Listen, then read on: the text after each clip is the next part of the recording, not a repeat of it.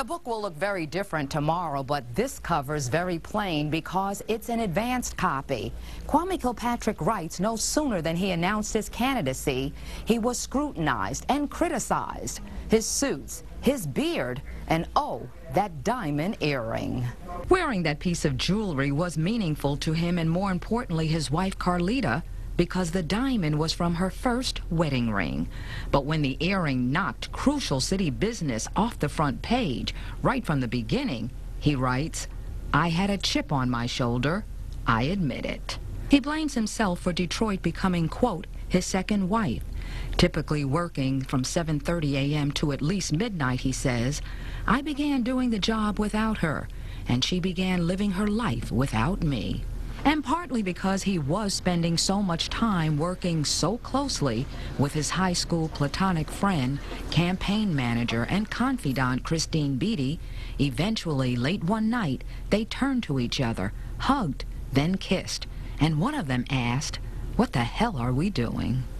We crossed the line long before sex, until emotional maturity escaped us. Regarding the rumored party, even though no date, not even month, or any credible attendee can be pinpointed, 8 years later the rumor lives. Attorney General Mike Cox eventually called it an urban legend, but spent $4 million investigating it because he believed it. I wish I was making this up. About the death of Tamara Green, Kilpatrick writes, "When stories emerged questioning whether I was attached to the murder, I realized matters had gone from worse to ridiculous. They were actually hinting on TV that I was a murderer." He talks about the whistleblower lawsuit and the resulting illegal release of the text messages. "I thought the lawsuit was about wrongful termination. It suddenly switched to sex, affairs, and cover-ups. My testimony was highly anticipated. Daytime TV was preempted. I denied the affair and lied on the witness stand." He goes on to write, "When I perjured myself, I gave my enemies a lane. They turned that lane into a highway. And it was no highway to heaven, quite the opposite direction. It was paved with missteps, court appearances, and jail cells." When he was locked up for the first time for violating bond by going to Windsor on city business, Kilpatrick says, "You know that slam you always hear in the movies?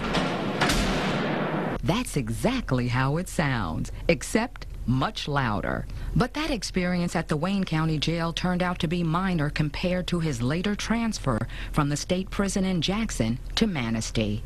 It was his 40th birthday, and it became the most unforgettable day of his entire life. He was subjected to strip searches, leaving and arriving, shackled in ankle and handcuffs, belly chains, and a waist padlock, and put on a bus. Hours later, when he was taken off, he saw 20 other prison buses and countless, mostly black, male inmates. It looked like a slaving trading post where slaves were bought and sold. "I am not a thug, but I am flawed and passionate. I made mistakes that deserve to be aired out, but I'll be damned if I deserve to be in a level 4 maximum security prison." I've been asked to point out by the family there may be some changes in the final version of this released tomorrow. From the newsroom, I'm Val Clark. All right, thank you.